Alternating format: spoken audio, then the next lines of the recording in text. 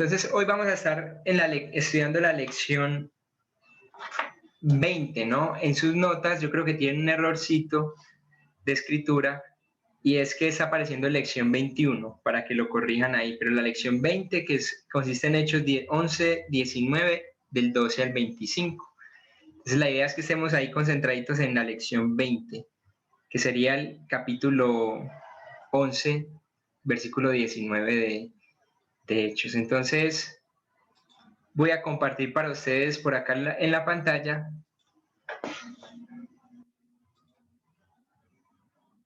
y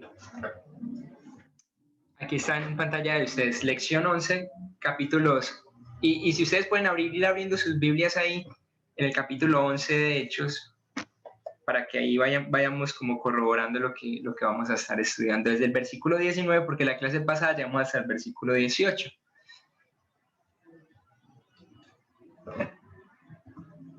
Ahora bien, habíamos visto un poquito este cuadrito, no sé si lo recuerdan bien, pero 3 ciudades, esta sección que estamos viendo consiste en 3 ciudades.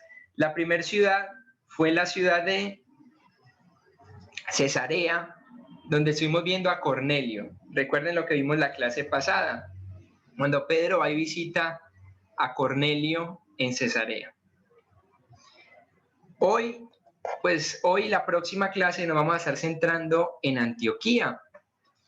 Ahora Antioquía, y finalmente vamos a estar en Jerusalén. Esto lo hemos visto un poco, ¿no? Entonces Cesarea, Antioquía y Jerusalén. Si de pronto voy muy rápido, me dicen y yo paro para que puedan ustedes estar allí. Ahora, quiero hacer un pequeño repaso como del mapa.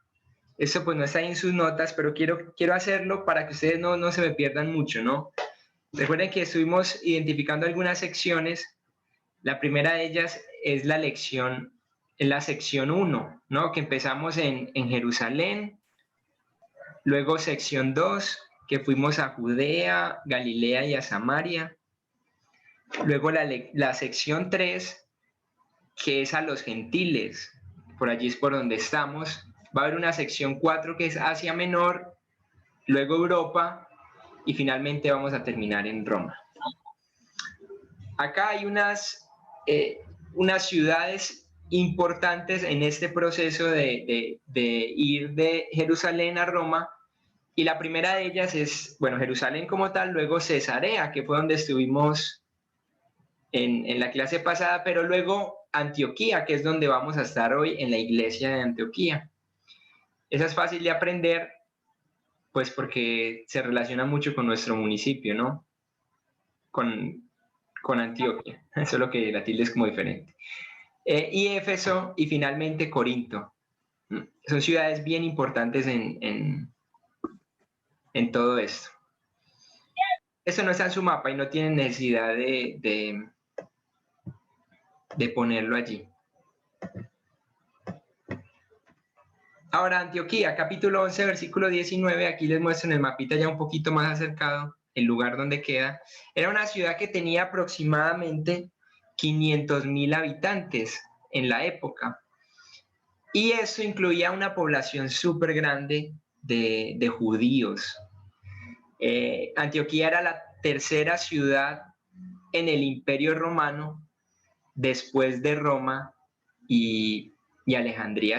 El Imperio Romano como tal tenía 3 ciudades muy importantes, obviamente Roma, Alejandría sería una de ellas, pero Antioquía también sería una ciudad muy importante. Y allí se iba a levantar esa iglesia de Antioquía. Ahora, sea entonces lo que es la plantación de la iglesia en Antioquía. Y quisiera invitarles, si alguien pudiera leer el capítulo 11, versículo 19 al 21. Capítulo 11, ahí en Hechos, versículo 19 al 21. Dice, ahora bien, Los que habían sido esparcidos a causa de la persecución que hubo con motivo de Esteban pasaron hasta Fenicia, Chipre y Antioquía, no hablando a nadie la palabra, sino solo a los judíos. Pero había entre ellos unos varones de Chipre y de Cirene, los cuales, cuando entraron en Antioquía, hablaron también a los griegos, anunciando el evangelio del Señor Jesús. Y la mano del Señor estaba con ellos, y gran número creyó y se convirtió al Señor. Un precioso versículo, ¿no? El 21. Ahora bien, los que habían sido esparcidos, dice, a causa de la persecución de Esteban, pasaron a Fenicia. Miren estos tres lugares. ¿Se acuerdan cuando vimos que se levantó una gran persecución cuando muere Esteban? Que muchos cristianos empiezan a ir a otros lugares. Bueno, dice que muchos de ellos pasaron a Fenicia, Chipre y Antioquía. Entonces se da lo que es la persecución después de, aquí ustedes pueden ver en su pantalla, permítanme les marco, a Esteban, ¿cierto? Se da la persecución acá, y entonces eso nos permite pasar por todo eso y llegar a Antioquía. Les voy a mostrar un poco en el mapa como para que, bueno, si se quedan, aquí van en sus pantallas, tienen que poner persecución en sus noticas. Ahora les voy a mostrar un poco en el mapa, y si ustedes quieren lo pueden marcar ahí porque ustedes también tienen un mapita.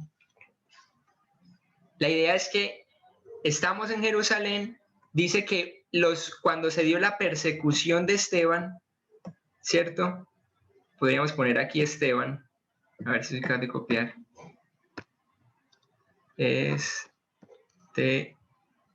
Sí, como...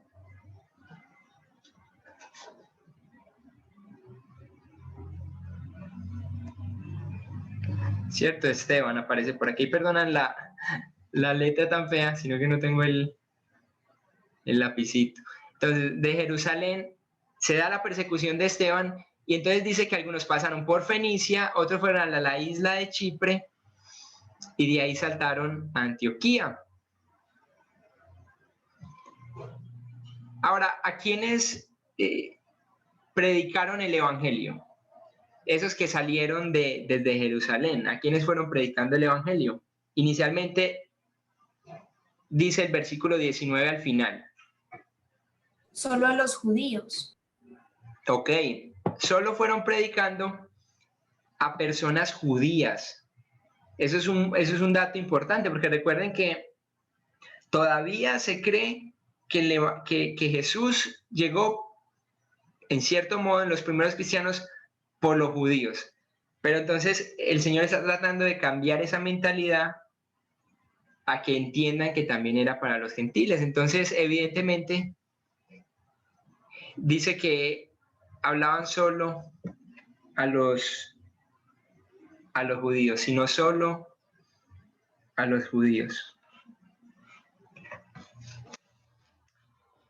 Ahora, miren la intencionalidad tanto de Lucas, pero creo que yendo un poquito más allá, la intencionalidad del Espíritu Santo en cumplir su misión. Y eso es muy bonito, queridos. Él empieza a cumplir su misión y a cumplir esa escena final donde gente de toda lengua, tribu y nación le va a estar adorando. Y a través de la persecución, a través de, recuerden las visiones de Cornelio y de Pedro, el Señor es intencional en eso. Entonces, vayan observando eso. Y esa es la misma tendencia, no sé si lo notan, de Pedro en el capítulo 10. Él también solo se concentró inicialmente en judíos. Es la misma tendencia. Ahora, ¿qué pasó al llegar a Antioquía? Dice que el versículo 20 al final. ¿Qué hicieron ellos? ¿A quiénes también hablaron? Anunciaron el evangelio. Hablaron a los griegos. A los griegos. Muy bien. Los griegos. Anunciaron el evangelio, pero ya no solo a los judíos, sino a los griegos. ¿Eso quiénes? Bueno, los que salieron de la persecución iniciada a Esteban, que pasaron por Fenicia, Chipre y llegaron a Antioquía. También comenzaron luego, después de solo predicar a judíos, empezaron luego a hablar también a griegos. Hablaron también a los griegos. Ahora bien, la palabra griegos literalmente nos habla de helenistas. Aquí les voy a poner en la diapositiva, si de pronto me adelanto mucho me dicen, pero dice que también hablaron a los griegos, que la palabra griegos del 11:20 literalmente significa o es helenistas, que se refiere a los de hablar griego. Y esto, ojo acá, podría incluir gentiles y judíos. Pero eran los de hablar griego.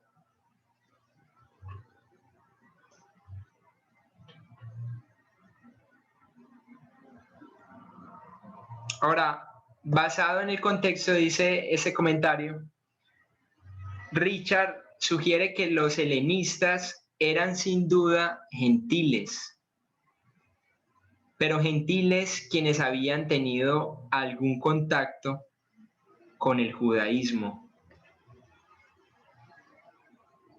Muy probablemente habían tenido contacto con el judaísmo. Entonces, eran sin duda gentiles. Sí, Katica. Qué pena, Andrea, y cuando decimos que habían tenido algún contacto con el judaísmo, es como en el caso de Cornelio que dice que es temeroso de Dios, era temeroso de Dios, o como en el caso de los que se convertían al judaísmo. Muy probablemente era como el caso de Cornelio. Ah, ya. De Cornelio. Igual obviamente el judaísmo había tenido, no es que fuera desconocido, ¿cierto? El judaísmo era conocido en aquella época. Ahora, lo que Lucas quiere resaltar con esto, al decir que ahí en el versículo 20, si ustedes miran, realmente quiere resaltar que hubo un avance del evangelio fuera del judaísmo como tal. Puede que algunos de ellos tuvieran también conocimiento de las creencias judías, pero es muy interesante que Lucas resalta es como ese avance, ¿no? Miren, está pasando esto. Esa gente salió de Jerusalén desde acá y entonces empezó a salir, a avanzar y llegó hasta Antioquía, y en Antioquía empezaron a hablarle también a griegos, a helenistas.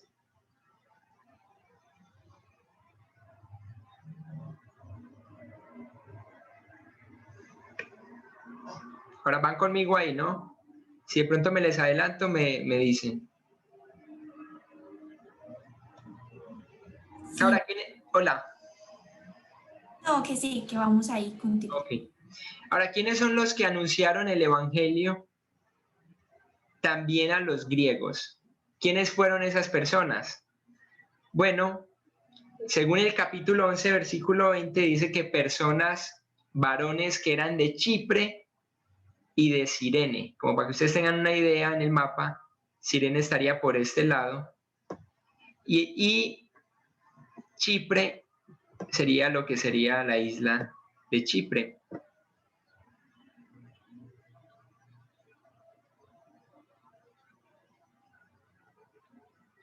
Ahora, esas personas muy probablemente eran más abiertas a los gentiles que los mismos, y eso lo hemos visto repetidas veces, pero muy probablemente eran personas más abiertas. Y eso es interesante, porque donde hubieran sido judíos así, por decirlo así, de hueso colorado, ellos hubieran sido más cerrados a la hora de compartir el evangelio. pero Dios utilizó soberanamente a personas de afuera de Jerusalén, quienes habrían sido más abiertas a los gentiles. Ahora, si alguien quisiera leer el capítulo 11, versículo 22 al 26, se va a dar lo que sería el desarrollo de la iglesia. Lo que estamos viendo aquí en Hechos, capítulo 11, y ahí en el versículo que hemos visto, se va a estar empezando una de las obras de una de las iglesias que sería más importante en lo que sería la expansión del evangelio. No, yo quiero que no le pierdan de vista bien el detalle de esta iglesia, los detalles que dan los pasajes, porque nos va a ayudar mucho a percibir lo que nosotros deberíamos de estar haciendo como iglesia. Si alguien entonces quiere leer el capítulo 11, versículo 22 al 26. ¿Lo leo, hermano? Bueno, buenas noches a todos. Dios les bendiga. Vamos a leer capítulo 11, el 22 al 26, ¿cierto? Sí, hermano. Dice la palabra de Dios. Llegó la noticia de estas cosas a oídos de la iglesia que estaba en Jerusalén, y enviaron a Bernabé que fuese hasta Antioquía. Cuando llegó y vio la gracia de Dios, se regocijó y exhortó a todos a que con propósito del corazón permanecieran fieles al Señor, porque era varón bueno y lleno del Espíritu Santo y de fe. Y una gran multitud fue agregada al Señor. Después fue Bernabé a Tarso para buscar a Saulo, y hallándole le trajo a Antioquía. Y se congregaron allí todo un año con la iglesia y enseñaron a mucha gente, y a los discípulos se les llamó cristianos por primera vez en Antioquía. Es muy interesante este pasaje, y es que Bernabé, recuerdan a Bernabé, dice que fue mandado de Jerusalén a Antioquía para apoyar la iglesia. No pierdan de idea, no de pronto nos saben a desubicar un poquito, y es que Jerusalén fue donde empezó todo. Ahí habían cristianos de gran calibre, y ahí se habían quedado los apóstoles inicialmente, y ahora nos estamos trasladando de lo que sería la iglesia que comienza ahí en Jerusalén, es decir, el cuerpo, el grupo de hermanos que creen en el Señor Jesucristo, y ahora estamos yendo hacia otro lugar donde va a comenzar otra iglesia, donde se van a reunir un grupo de creyentes. Y Bernabé, desde la iglesia de Jerusalén, es mandado a apoyar y a reconocer ese grupo que se estaría reuniendo acá en Antioquía.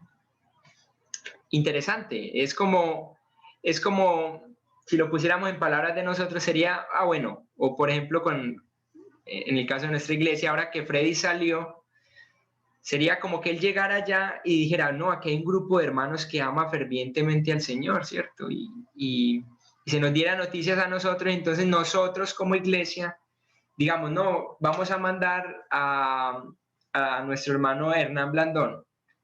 Hermano, vaya allá donde está Freddy y mire qué está pasando en esa iglesia. Apóyela, ¿no? Eso es lo que básicamente estaba haciendo la iglesia en Jerusalén, al enviar a Bernabé, que era un hombre de gran peso. Ahora, ¿cuál fue la reacción de Bernabé al ver lo que Dios hacía en Antioquía? ¿Cómo fue su reacción? ¿Qué dijo él? Ay, ¿qué pasó, no?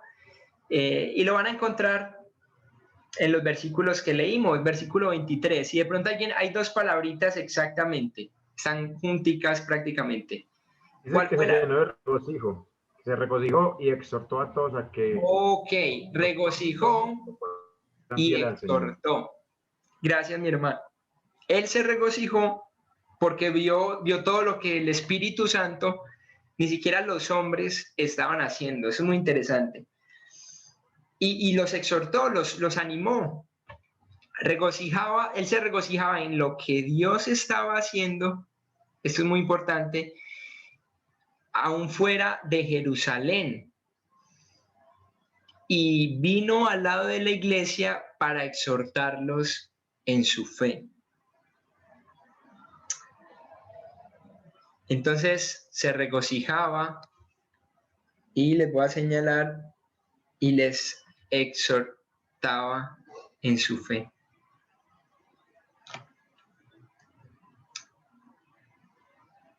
Es muy bonito lo que empieza a hacer el Espíritu Santo.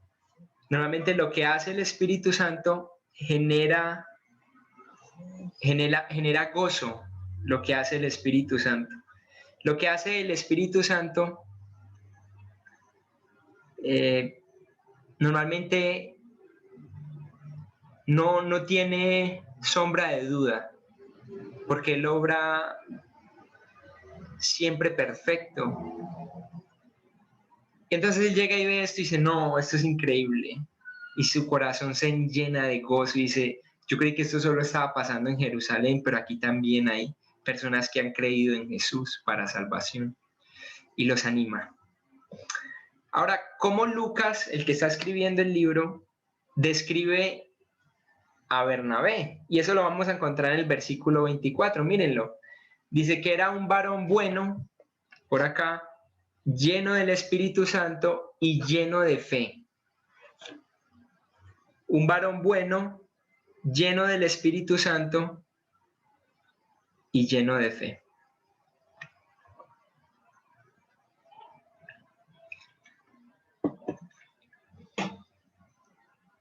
Uno siempre es bueno evaluar su vida ante la Escritura. Y miren lo que Dios está haciendo con Bernabé. Dios, a través de su Espíritu Santo, le envía a apoyar a estos hermanos en Antioquía. Pero miren el hombre lo que era. Dice que era un varón bueno. Y eso de bueno nos habla de muchas cosas. Nos habla de un varón de carácter que siempre hacía lo correcto, caracterizado por la bondad. Pero luego también hablamos que era un hombre lleno del Espíritu Santo, dirigido por el Espíritu Santo y lleno de fe. No sé si esto le recuerda un poco a otro personaje, y se llama Esteban. ¿Recuerdan que Esteban era un varón lleno de fe y del Espíritu? Se nos describe ahí en unos capítulos más atrás, lleno de gracia y de poder, de sabiduría y espíritu. Y es que este tipo de personas, las que son movidas por el Espíritu Santo, son las personas que hacen crecer iglesias, que bendicen pueblos enteros, que afectan la cultura. Y saben, esa sería la petición que podríamos hacer. Y es que seamos personas controladas por el Espíritu. Porque es la única forma de tener un impacto en la sociedad y en la iglesia local, así como en nuevas obras, como era el caso de Bernabé, ¿no? Por la muerte de Esteban, el evangelio empezó a salir para todos los lugares. Por el ministerio de Bernabé, muchos fueron afirmados en su fe. Y una iglesia, una obra nueva como sería la de Antioquía, se vería grandemente beneficiada por ello. Inclusive el mismo Pablo, el gran apóstol Pablo, se vería beneficiado por el ministerio de Bernabé. Miren, hermanos, eso es lo que genera ser personas controladas por el Espíritu Santo. A diferencia de lo que sería ser controlados por el poder de la carne. Porque las obras de la carne producen frutos conforme a las obras de la carne. Pero las obras del Espíritu normalmente producen un fruto espiritual. No trate de hacer las cosas apartado del poder del Espíritu Santo. Ahora, avanzando un poco a esto, ustedes avanzan, están en la página 21, perdón, la página 3. Dice que después se fue Bernabé a Tarso. ¿Recuerdan esto, no? Se fue a Tarso para buscar a Saulo, que más adelante sería Pablo, y hallándole, dice que le trajo a Antioquía. Y esto es lo que sería una anticipación de los viajes misioneros que se harían, que van a comenzar, y eso ya vamos a comenzar pronto a verlo, en el capítulo 13. Ustedes cuando piensan en Hechos, yo creo que a veces uno pone a pensar que los viajes misioneros, que el primer viaje misionero de Pablo, que el segundo viaje, que el tercer viaje, y esto es una anticipación a eso, que es lo que haría aquí en este caso Bernabé. Anticipación de los viajes misioneros comenzando, perdón, en el capítulo 13. Yo soy malo subrayando. Muy malo subrayando. Ahora bien, ahí al final del versículo, en el versículo 26 dice, y a los discípulos, a mí me impactó mucho esto, y a los discípulos se les llamó cristianos por primera vez, ¿en dónde? En Antioquía. Se les llamó cristianos. Y para nosotros hoy en día es muy fácil, inclusive somos una de las religiones más conocidas en el mundo, el cristianismo, ¿cierto? Y se nos llama cristianos. Inclusive muchos nos identificamos así. Yo me identifico como un cristiano. Ahí usted dice, ¿de dónde salió ese nombre o por qué? Bueno, la realidad es que comenzó ahí en Antioquía. Ahí la gente por primera vez denominó a los discípulos de Jesús cristianos. Ahora, no se comprende demasiado bien si fue dado en burla o no, ¿cierto? Ese título de cristianos. Pero sí sabemos que ese título iba a enfocar a los creyentes como discípulos de Cristo. De ahí en adelante cualquier persona decía, yo soy cristiano, ya se iba a entender que esa persona creía en Jesús como el que había sido enviado al mundo para salvación. ¿Van conmigo hasta ahí? Porque voy a pasar a la siguiente diapositiva.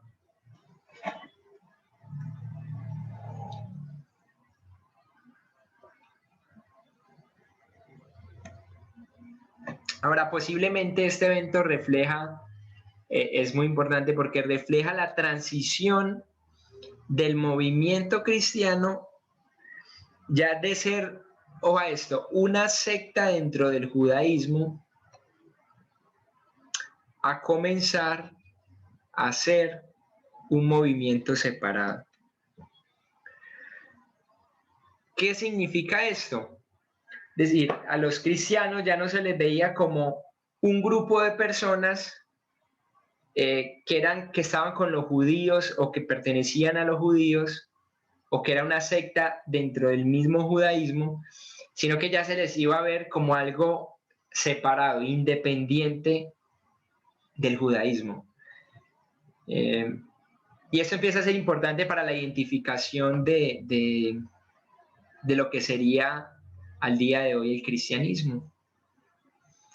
Recuerden que Hechos es un libro histórico. Hechos nos está narrando de dónde salió lo que usted y yo creemos hoy. Es la historia de eso. Es como, si ustedes me preguntan sobre la historia de nosotros en la panadería, yo les podría decir, mire, la panadería, nosotros hace como, no sé, mis papás me ayudaron, pero fueron como 17 años, 18 años, no sé cuántos años. Un día vinimos, nos sentamos ahí, alguien nos ofreció, y yo les podría empezar a contar la historia de lo que comenzó hace muchos años, que hoy en día nosotros, el Señor nos ha provisto a través de eso. Y aquí está pasando algo similar, es una historia y se nos está diciendo, mire, así comenzó el cristianismo, y así fue como se difundió. Eso es lo que nos está tratando de decir Lucas al escribir Hechos. Y aquí entonces estamos viendo que se da esa palabra cristianos. Entonces, la iglesia nace dentro del judaísmo, eso es una realidad. La iglesia como tal nace dentro del judaísmo, pero después se va a separar y va a estar separándose cada vez más de lo que serían el judaísmo como tal, conservando sus raíces.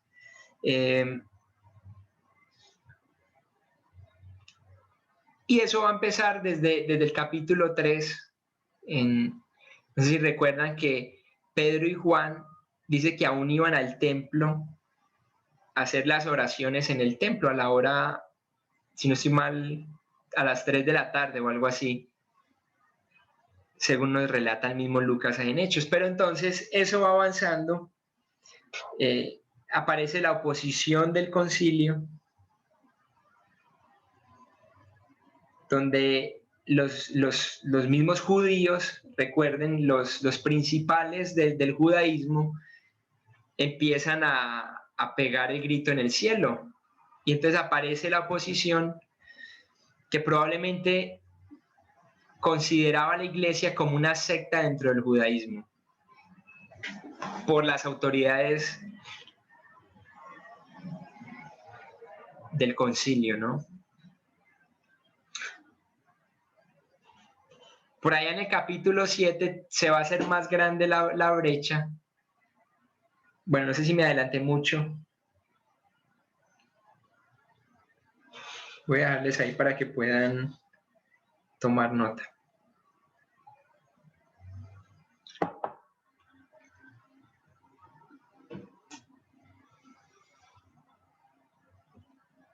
Van conmigo las notas, ¿sí?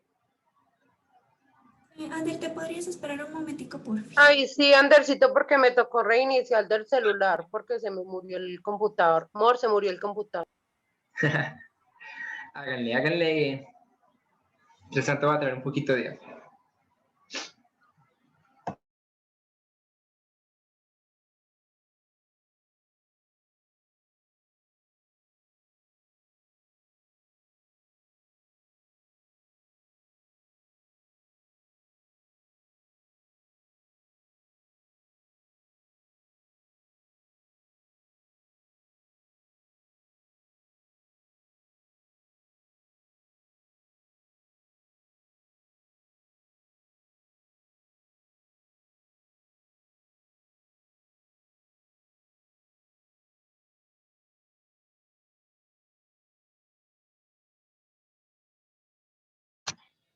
Ahora, aquí es donde comienza entonces lo que hoy conoceríamos como el cristianismo. Miren las condiciones en las que comienza y miren lo que significaba ser cristiano, ¿no? Para la gente, el concepto de ser cristiano en esa época no era un absoluto y rotundo no. No era una persona que simplemente decía que era cristiano. ¿Por qué? Porque decirlo costaba muerte, costaba persecución y costaba ir en contra de las creencias de su propia familia. Y entonces no era tan fácil decir, yo soy cristiano. En el contexto de Hechos, una persona que se reconocía como cristiano iba a ser una persona que había escogido a Jesús por sobre todas las cosas, así le costara la muerte. Eso es impresionante, queridos, porque tristemente el concepto de nosotros, para Dios no. Para Dios un cristiano sigue siendo lo mismo, desde que comenzó la iglesia hasta el fin. Para nosotros, tristemente, el concepto de decir yo soy cristiano se ha vuelto, para muchos, se ha vuelto una moda, tanto que muchos dicen que son cristianos, pero realmente no lo son. Y aquí es donde comienza todo. Comienza en oposición, en persecución.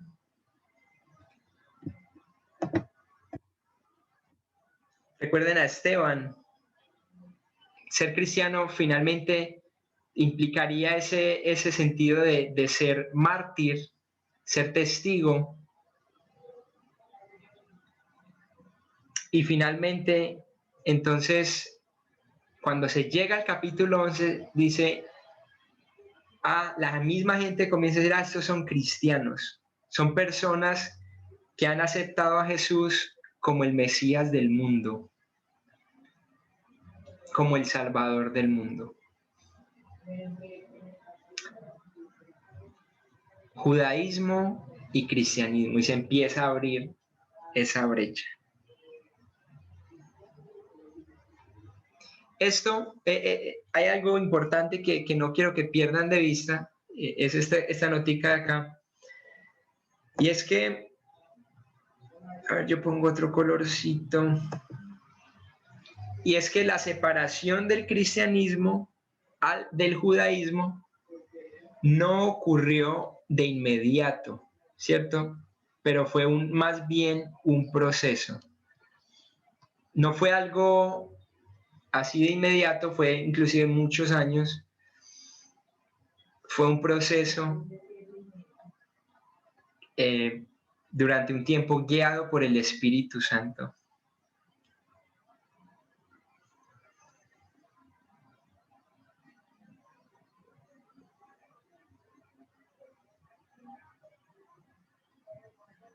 Ahí entonces se da esa separación. Sí, Katica.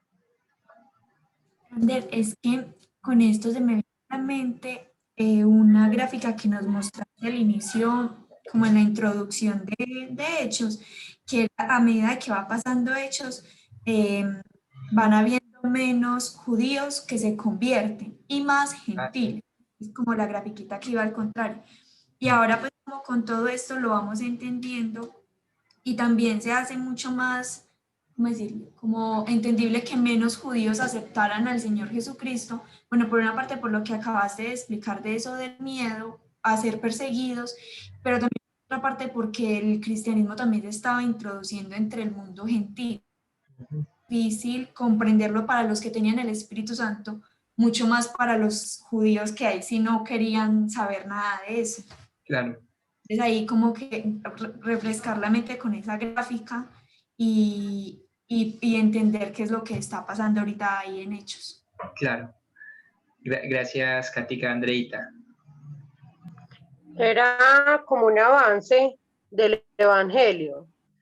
O sea, iba mermando lo que decía Katica, como estas personas que no creían o no conocían, iba avanzando cada vez más el Evangelio, como subiendo cada vez más. Y eso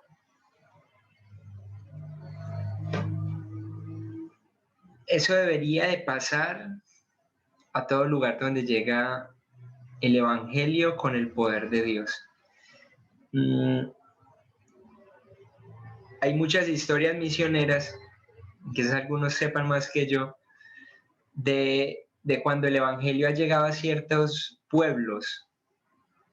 Y bueno, en el mismo hecho se nos narra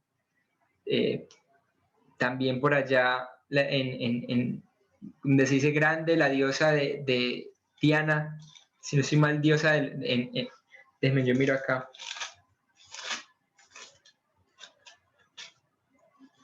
Que se da la persecución, el alboroto en Tesalónica, si no estoy mal. A ver, permítanme. Aquí lo tengo.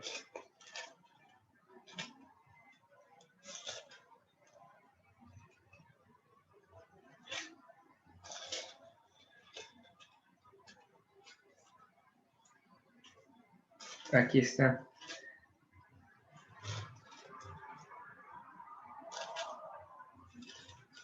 Bueno, es cuando se da cuando la gente empieza a ver que la venta de las estatuillas de la diosa que tenían, ya no, la gente no las estaba comprando y se empiezan a preocupar por ello. Y dicen, no, venga, esta gente, esos cristianos nos están dañando el negocio. Y miren que pasa lo mismo, llega la semillita del evangelio y empieza a cambiar y afectar las creencias de las personas. Y eso es lo que ustedes van a ver que pasa acá durante el libro de Hechos y lo que pasa entre el cristianismo y lo que sería el judaísmo. Empieza a haber una completa transformación y es lo que hace el evangelio. Pero yo quiero dejar muy en claro que se trata de cuando se hace en el poder mismo del Espíritu Santo. No es algo humano, no es una obra que se puede llevar a cabo humanamente. Sí, con los instrumentos que Dios usa, que somos nosotros, su iglesia, pero no es una obra que nosotros podamos llevar a cabo. Ahora, quisiera dejar la lección de hoy por acá. Y la próxima clase continuaríamos tocando ese punto y sería la madurez de la iglesia en Antioquía. ¿Por qué? Porque es muy interesante que pasa un proceso con esa iglesia, un desarrollo, y luego esa iglesia empieza a madurar. Y de ahí, recuerden, de esa iglesia es donde van a comenzar a salir los misioneros. En este caso va a salir Pablo, va a salir a sus viajes misioneros. Y qué bueno que nosotros tengamos eso presente como iglesia. Solo observar la escritura y decir, mira qué interesante, había una iglesia que enviaba personas o sustentaba personas, ¿cierto? Entonces les quiero invitar a terminar con una palabra de oración. Si alguien de pronto se quedó atrasado en las notas, me dice, para yo devolverme allí. O si tiene alguna pregunta, algún comentario, bienvenido sea. Si no, oro.